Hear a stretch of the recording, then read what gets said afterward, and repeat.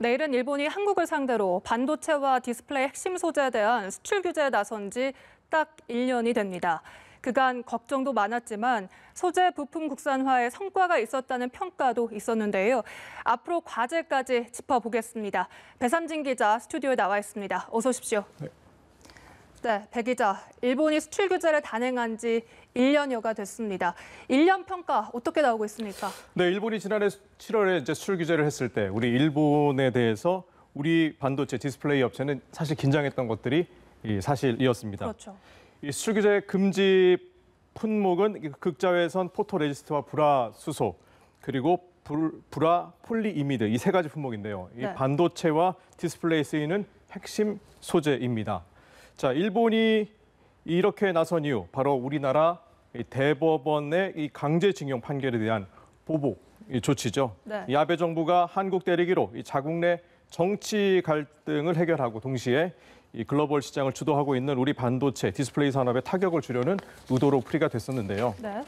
자, 1년이 된 지금은 어떨까요? 자, 일본 정부가 던진 한국 수출 규제 카드가 자충수가 되고 있다는 이 평가가 나오고 있습니다. 네, 일본의 자충수가 됐다. 오히려 우리에게는 좀 기회가 됐다라는 풀이도 많던데 어떤가요? 네, 반도체 디스플레이 소재 이게 세계 품목의 일본 의존도는 90%가 넘었습니다. 기억하시겠지만 우리 기업들은 이 재고 확보에 힘을 썼었는데요. 당시 불화수소가 한 달치밖에 남지 않았다. 네. 또는 뭐 2달도 버티기 힘들다. 이런 보도가 사실 그때 이어져 있었습니다. 그만큼 위기 의식이 굉장히 이제 강했었는데, 자, 우리 기업들은 일단 3개월치 확보를 목표로 했습니다. 어떻게든 방법을 찾기 위해 시간을 벌겠다. 이런 계산이 이제 깔려 있었던 건데요. 그러면서 동시에 이제 공급망 다변화에 나섰고 또 네. 대체 소재 마련에도 이제 나섰는데요.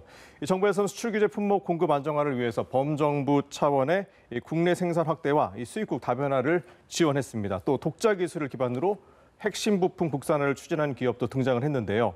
자, 얼마 전에 SK 멀티리얼즈는 이 순도 5-9 99.99%의 이 불화수소 가스를 양산을 했습니다. 네. 또 국내 화학기업인 솔브레인은 이 최고 순도의 이 불화수소액, 그러니까 12-9 99.999999%의 이 불산액 개발에 성공을 했고 대량 생산도 가능해졌습니다. 이 불화 폴리이미드는 코오롱 인더스트리가 지난해 양산을 시작했고 SKC의 경우 100만 제곱미터 규모의 생산 설비를 갖추고 테스트 중입니다. 5나노미터 이하의 초미세 공정에 쓰이는 극자외선, 이 포토레지스트는 아직까지는 이 국산화에 성공하지 못했지만 네. 미국 두퐁사가 이 국내에 유치하는 방법으로 해서 공급망은 지금 현재 확보되어 있는 상태입니다. 네, 공급망 다변화와 국산화의 기회가 됐다라고 네. 말씀을 해주셨는데요. 이런 가운데 이 수출 규제뿐만 아니라 백색 국가, 그러니까 수출 우대국에 제외하는 방침도 내놨었잖아요. 이에 대한 우리의 대응과 평가는 어떻게 나오고 있습니까? 네, 일본은 지난해 8월부터 이제 수출 허가 간소화 절차 백색 국가에서 우리나라를 제외했습니다. 네. 이 한국의 첨단 산업을 좀 조여보겠다 그런 의도가 여기에 이제 내포돼 있었는데요. 이 전략품 물품으로 사용할 수 있는 이제 소재 또 이 부품, 이 장비에 대해서 규제할 수 있다는 그런 내용입니다. 네. 이에 따라 우리 정부는 당시 수급 상황이 불확실했던 100대 핵심 품목에 대해서 그 기존 대비 약 2배에서 3배 정도의 재고를 확보하도록 기업들을 지원을 했습니다. 필름 소재 등 그 76개 품목은 미국, 유럽 등 대체 수입 채널을 확보를 했고요. 또 48개 품목은 인수합병 13건, 이 모두 7,340억 원 규모의 투자 프로젝트로 이제 생산 역량을 끌어올렸습니다. 네. 자, 일본의 백색 국가 배제가 우리나라 소재 부품 산업에도 전화위복이 됐다는 평가도 나오고 있는데요. 자, 국내 대기업들이 국산 소재 부품을 사용하기 이제 시작한 겁니다. 자, 화합물 반도체형 패키지 전문 업체에서는 일본에서 100% 수입하던 패키지를 국내 최초로 국산화했고요. 네. 또 다른 업체는 디스플레이용 소재의 원천 기술 개발하는 데 성공하기도 했습니다. 그럼 이제 국내 소재 기업들 어떤 심정인지 한번 들어보시겠습니다. 실제로 또 이제 수요 기업하고 연계해서 저희들 테스트를 반복하다 보니까 저희한테 이제 부족한 부분에 이런 것도 많이 알게 되었고, 그래서 작년 하반기부터 끊임없이 개선을 해서 어떤 품질이라든지 신뢰성 이런 부분에서 괄목할 만한 결과를 얻었습니다. 그래서 이게 계속된다면 실제 어떤 수출 규제에 해당되는 부품뿐만 아니라 해당되지 않더라도 기본적으로 국내 어떤 부품 소재 이런 부분에 있어가지고의 어떤 그 기술력이 점점 발달하고 그런 해서고 또 국내 어떤 부품 소재 기업들의 어떤 그 발달할 수 있는 계기가 될 수 있으리라 지금 보고 있습니다. 네, 반대로 일본 상황도 알아봐야겠습니다. 우리 기업들은 오히려 기회가 됐다라는 평가가 있는가 하면 일본은 오히려 고전하고 있다 이런 평가가 나오더라고요. 네, 이 오늘자 일본 니온 게이자의 신문 한번 볼까요? 거기 보면 일본 불매 운동이 정착돼 가고 있으며 반도체 소재 국산화로 일본 관련 업계가 큰 타격을 입게 될 것이라고 이렇게 분석을 하고 있습니다. 네. 좀 따져보겠습니다. 자, 세계 플라스토 1위 업체인 스텔라 케미파의 1분기 매출과 영업이익은 전분기 대비해서 12%, 또 32% 각각 감소했습니다. 고순도 플라스토 출하량은 30%나 줄었습니다. 자, 포토레지스트 기업 JSR 역시 영업이익이 27% 줄었고 또 폴리이미드 업체 스미모토 화학은 같은 기간에 영업이익이 25%나 감소했습니다. 네. 자, 우리 기업들 일본산 소재를 다시 쓰는 것을 리스크로 판단하고 있는데요. 이 한국을 보고 이 투자를 늘려온 일본 입장에서는 참 난감할 수밖에 없는 그런 상황입니다. 자, 지난해 7월부터 국내에서 불매 운동이 그야말로 들불처럼 이렇게 번졌는데요. 네. 잘 나가던 일본 차 올해 들어 5월까지만 살펴보면 판매량이 7,300여 대로 작년 동기 대비 80%나 줄었습니다. 또 일본의 3대 자동차 회사인 닛산은 국내에서 철수하기로 결정을 했죠. 혼다 역시 매출이 지난해 대비 절반 가까이 줄었습니다.